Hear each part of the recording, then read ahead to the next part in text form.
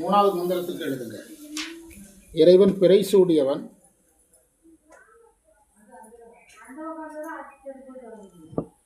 சடையில் கங்கை உடையவன், மேலான தலைவன்,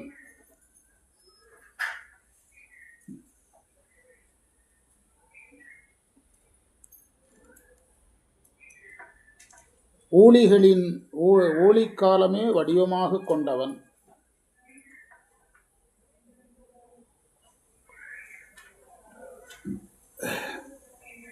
ஊழிக்காலத்தை வடிவமாக கொண்டவன்,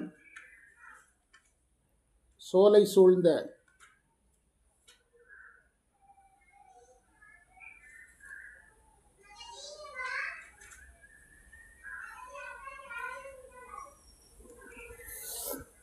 நெய்த்தானம் என்றும் தலத்தில் எழுந்தருளி உள்ளான்.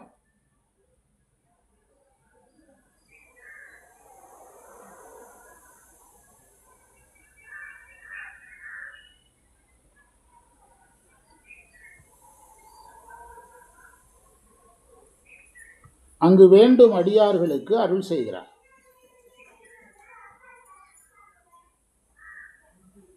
வேண்டும் அடியார்களுக்கு அருள் செய்கிறார். அடியாருக்கு எளியவனாக இருக்கிறான்.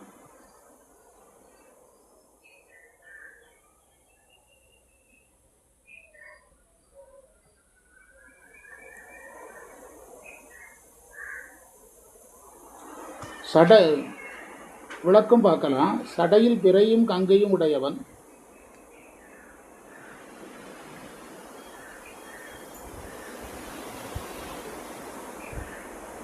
பிறை சூடுதல் அவனுடைய பெருங்கருணையையும்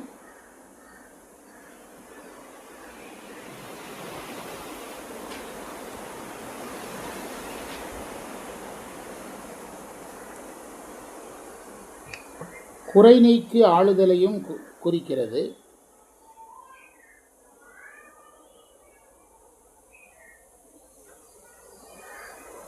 கங்கை அவனுடைய பேரருளையும் பேராற்றலையும் குறிக்கிறது.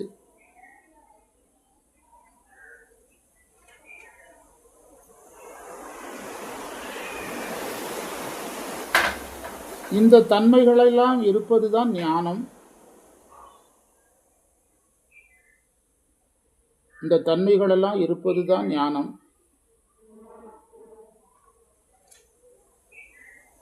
எனவே இந்த தன்மைகளை சடையில் தாங்கி இருக்கிறார்.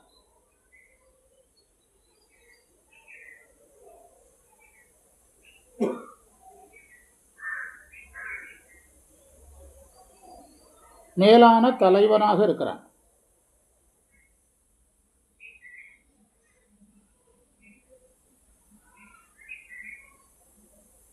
மேலான தலைவன் இறைவன் என்பதை காட்டுறதுக்கு தான் பிறை சூடியது, கங்கை சடையில் கொண்டதையெல்லாம் சொல்றார். மேலான தலைவன் குறைவுடையாரையும் ஏற்றுக்கொள்ளுதல் தான்.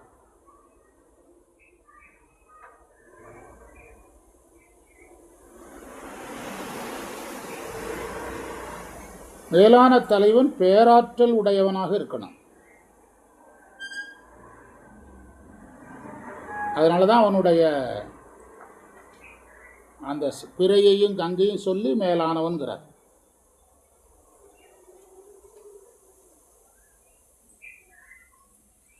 அடுத்து ஊழிகளின் வடிவமானவன்கிற செய்தியை சொல்றார். வாங்க சிவார்ப்பணம், குருவை பற்றி சிவார்ப்பணம்.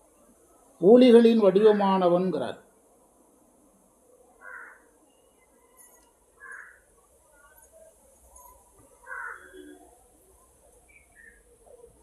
காலத்தத்துவம் இறைவனுக்கு கட்டுப்பட்டது.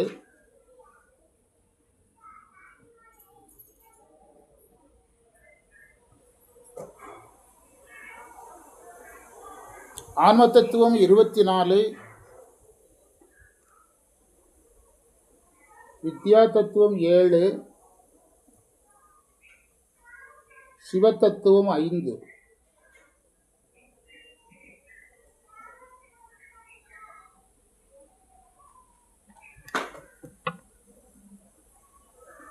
இதில் வித்யா தத்துவத்தில் தான் கால தத்துவம் இருக்குது.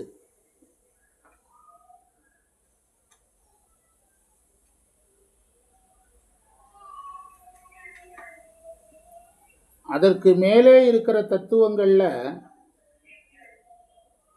இறைவனுடைய ஐந்தொழில் இருக்குது. சிவத்தத்துவத்தில் தான் இறைவனுடைய ஐந்தொழில் இருக்குது.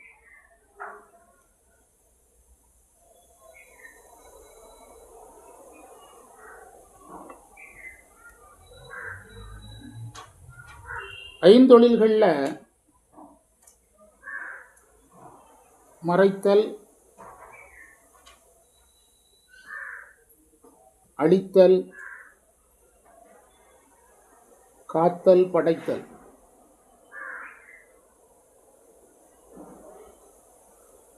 அல்லது படைத்தல், காத்தல், அழித்தல், மறைத்தல். நம்ம அப்படி சொல்லி பழகிட்டோம். கீழிருந்து மேலே தான் சொல்லி பழகிருக்கிறோம். படைத்தல், காத்தல், அழித்தல், மறைத்தல்.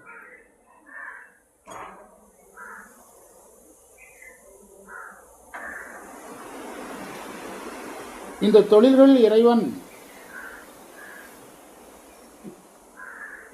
உயிர்களுக்காக செய்வது. அருளுவதற்கு முன்பு தான் இந்த 4 தொழில் நடக்குது. படைத்து, காத்து, அடித்து, மறைத்தாதான் அருள முடியும்.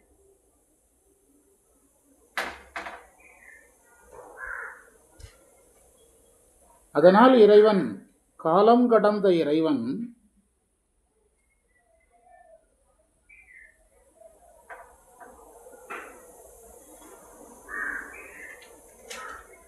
பொதுநிலைக்கு வந்து, பொதுநிலைனா உருவம், பொதுநிலைக்கு வந்து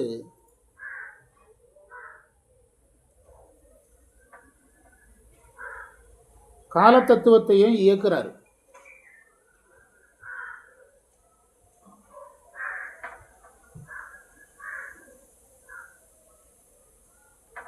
காலத்தத்துவம் வந்து மறைத்தலுக்கு அடிப்படை. அதுதான் அதில் முக்கியம். காலத்தத்துவம் மறைத்தலுக்கு அடிப்படை.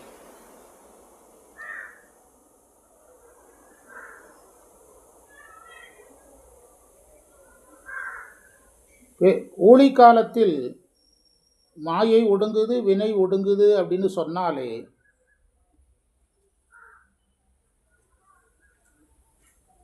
மாயை வினையும் சம்மந்தப்பட்டுட்டாலே மறைத்தல் தான்.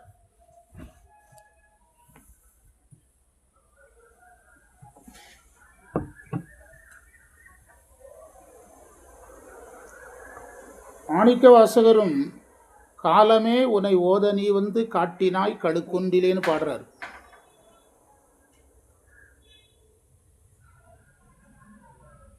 இறைவன் காலமா இல்லை, கால தத்துவத்தை இயக்குறார்.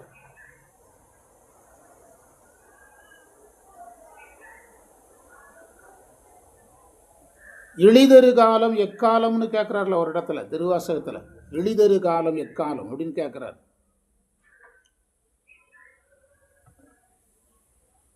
அதெல்லாம் இந்த ஊழி காலத்தோடு தொடர்புடைய. இழிதரு காலம்னா ஊழி காலம்.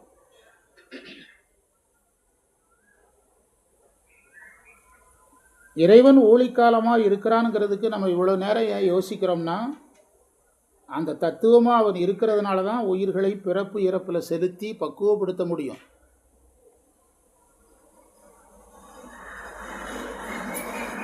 அந்த உயிர்களை பக்குவப்படுத்த முடியும். ஒரு பள்ளிக்கூடத்தில் ஒரு குழந்தையை பக்குவப்படுத்தணுன்னா கூட எத்தனை மணிக்கு வரணும், எத்தனை மணிக்கு பள்ளிக்கூடம் தொடங்கும், எத்தனை மணிக்கு முடியும், எப்போ வீட்டுக்கு போகலாம், அடுத்த நாள் எத்தனை மணிக்கு தொடங்கும், எந்த தத்துவம் தான் முன்னால் இருக்குது. சிம்பிளாக யோசிப்போம். இதெல்லாம் இருக்கட்டும், இது நமக்கு தெரியாத ஒன்றை பற்றி பேசிகிட்டு இருக்கிறோம். சராசரியாக கால தத்துவம் தானே. நீங்கள் ஒரு கோயில் பூஜைனால என்ன தத்துவம் தான். ஒரு எதுனா ஒரு ரிசப்ஷனாக கூட கால தத்துவம் வேணும். அப்போ இறைவன் வந்து படைத்து காத்து அழித்து இந்த உயிர்களை பிறப்பு இறப்பில் செலுத்துறதுக்கு எந்த தத்துவம் முதன்மையானது? கால தத்துவம். அதனால தான் அதை வந்து இறைவனை காலமாக காட்டுறார். உயிர்கள் பக்குவப்பட்டு சுத்த நிலைக்கு போகும்போது கால தத்துவத்தை அதுவும் கடந்துடும். எதை கடந்துடும்? உயிர்களும் கால தத்துவத்தை கடந்துடும். 36 தத்துவங்களை விட்டு அந்த உயிர் வெளியேறும்போது அதுவும் எதை கடந்துடும்? கால தத்துவத்தை கடந்துடும். இறைவன் சிவத்தத்துவத்தில் இருக்கும்போது அங்கே காலத்தத்துவம் இருக்கும். ஆனால் அது யாரை பாதிக்காது? இறைவனை பாதிக்காது. இறைவனை அது பாதிக்காது, காலத்தத்துவம் அவரை பாதிக்காது. ஒரு சொந்த ஓனருடைய ஒரு மில்லுன்னா லேபருக்கு வரையறுக்கிற நேரத்தை ஓனருக்கு வரையறுக்க முடியுமா? வேலை பார்க்குறவர் காலையில் 8 மணிக்கு உள்ளே இருக்கணும், அதே மாதிரி ஓனருக்கு சொல்ல முடியுமா? இப்போ ஓனருக்கு என்ன கிடையாது? கிடையாது. காலத்தத்துவம் யாருக்காக? அங்கே இருக்க வேலை செய்கிறவனுக்காக. அதே மாதிரி தான் இறைவன் சுத்தமாயில இறைவன் இருந்தாலும் அங்கேயும் காலத்தத்துவம் உண்டு. காலத்தத்துவம் அங்கேயும் உண்டு. ஏன்னா அங்கே சில உயிர்களை உட்கார வச்சிருக்கிறார்ல. விஞ்ஞானிகள் எங்கே இருப்பாங்க? சிவதத்துவம் அங்கே, அந்த தத்துவத்துக்குள்ளே அங்கே தானே இருக்கிறாங்க. அப்போ அவங்க வெளியேறது எப்போங்கிறது எது நிர்ணயம் பண்ணுது? சிவனுக்கு கிடையாது. புரியுதா உங்களுக்கு? வித்யா தத்துவத்தில் வர்ற கால தத்துவம் நமக்கு. சகலர்கள் 24 தத்துவத்தில் இருப்பாங்க, பிரளயாகலர் 7 தத்துவத்தில் இருப்பாங்க, விஞ்ஞானகலர் இருப்பாங்கன்னா அப்போ அங்கேருந்து எப்போ வெளியேறுவாங்க? அது ஒரு டைம் வந்துடுதில்ல அவங்களுக்கு. அப்போ அவங்களே எதுக்கு கட்டுப்பட்டவங்க தான். காலம் எல்லாத்துலேயும் இருக்கும். ஆனால் என்ன அந்த காலங்கள் யாரை பாதிக்காது? இறைவனை பாதிக்காது. அந்த உயிர்களுக்கு எப்போ காலம் இல்லைன்னா இந்த 36 விட்டு வெளியே சுத்த நிலைக்கு வெளியேறும்போது அதுக்கு என்ன கிடையாது? காலம் கிடையாது. என்ன கிடையாது? காலம் கிடையாது. இந்த 36 தத்துவத்திலிருந்து வெளியேறி இனி பிறப்பு இல்லைன்னா காலம் கிடையாது. இந்த உயிர் பேரின்பத்தை அனுபவிக்க போகுதுன்னா அதற்கு எவ்வளவு நாள் அனுபவிப்புங்கிற கேள்வியே கிடையாது. அது முடிஞ்சதை புகுவதாவதும் போதரவுனா திரும்பி வர்றது. திரும்பி வர்றதுனா தான் காலம். திரும்பி வர்றது இல்லைன்னா என்ன கிடையாது? காலம் கிடையாது. நீங்கள் காசிக்கு போகிறாருன்னா இத்தனாம் தேதி போகிறாரு, இத்தனாம் தேதி வர்றாருன்னு நீங்கள் வர்றதே இல்லைன்னா அதுக்கு என்ன தேதி வாழுது? புரியுதா உங்களுக்கு? புகுவதாவதும் புகுவதுக்கு தான் காலம். இனி வரமாட்டாருங்கிறதுக்கு என்ன கிடையாது. இதெல்லாம் மனதில் வைத்து தான் அவர் அந்த வரியை பயன்படுத்துகிறார். காலம் இங்கு பேசப்பட்ட காரணம் காலம் உயிர்களுக்காக இறைவன் வகுத்ததுங்கிறது தான். கட்டுநிலை முடிவு எல்லாத்தையும் இந்த காலம்தான் வரையறுக்குது.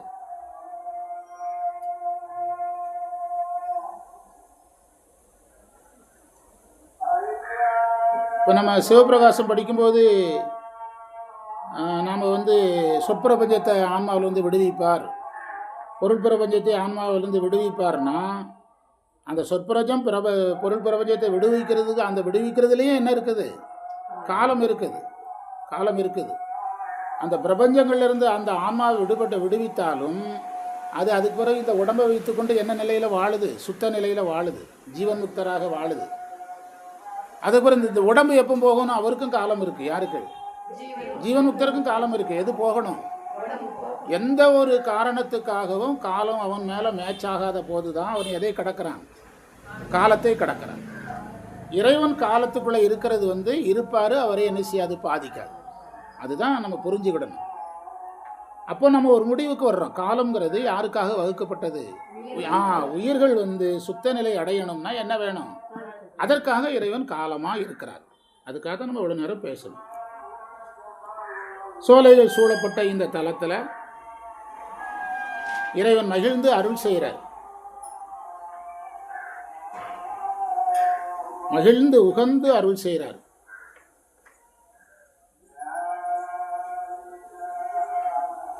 என்னுடைய குறையை நீக்கணும்னு இறைவன்கிட்ட யாரெல்லாம் வேண்டுறாங்களோ, சிவார்ப்பணம் குருவே பற்றி என் குறை நீக்கணும்னு யாரெல்லாம் வேண்டுறாங்களோ அவங்களுக்கெல்லாம், தொண்டர்களுக்குங்கிறார், வேண்டுகின்ற தொண்டர்களுக்கு இறைவன் இளையவனாக நின்று, பழையவனாக நிற்காம இளையவனாக இருக்கிறாராம், நின்று எளியவனாக இருக்கிறார்.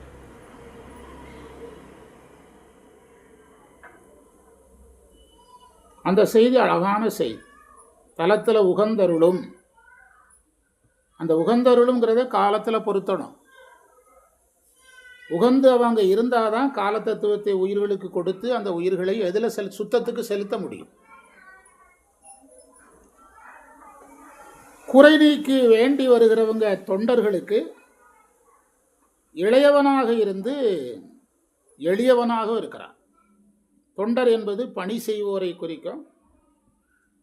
இளையவன் என்பது மாறாத தன்மை. இறைவனை பழையோன்னு சொன்னோன்னா அனாதியை குறிக்கும். இளையோன்னு சொன்னால் மாறாத தன்மை. பவன் பிரம்மச்சாரி பான்மொழி கன்னி அப்படின்னு சித்தியார் சொல்லுது. எடுத்து படிச்சிங்கன்னா அதில் போட்டிருக்கிறாங்க. இறைவன் பிரம்மச்சாரி.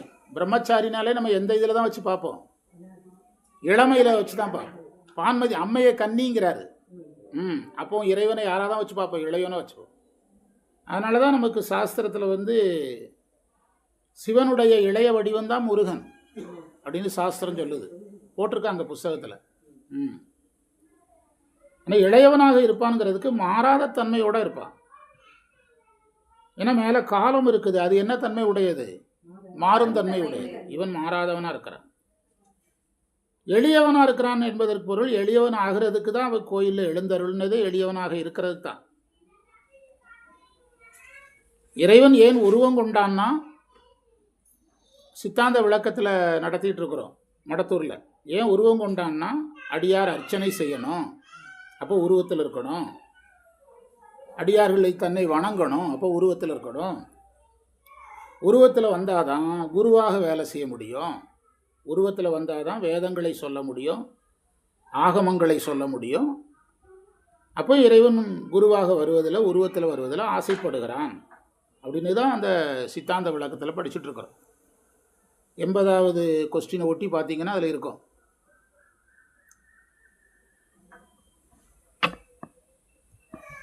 மூன்றாவது மந்திரத்தை படித்து பாருங்கள்.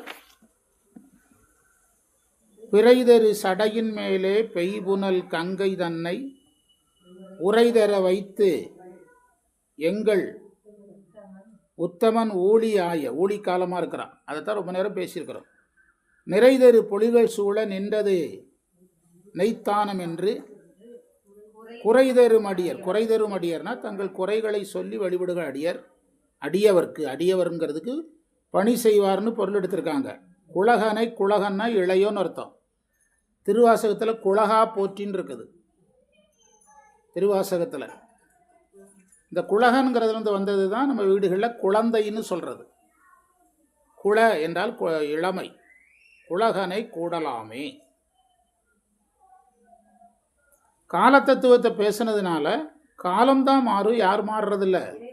அதுக்காக இறைவனை குழந்தையா சொன்னார். அழகான ஒரு பதிகம். ஒவ்வொரு பாட்டாக படித்தா நல்லாயிருக்கும். பண்டார சாத்திரம் படிங்க, நீங்கள் பதிஞ்சுக்கிடுங்க.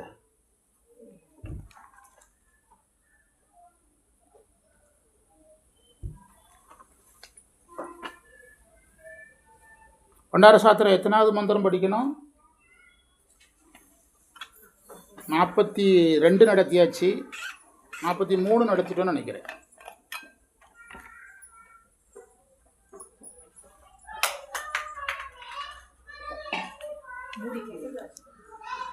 மூடிக்கிறது. இதை எடுத்துருங்க, இதை எடுத்து அவங்க செல்லு கொடுத்துருங்க. பண்டார சாத்திரம் எத்தனாவது மந்திரம் படிக்கணும்?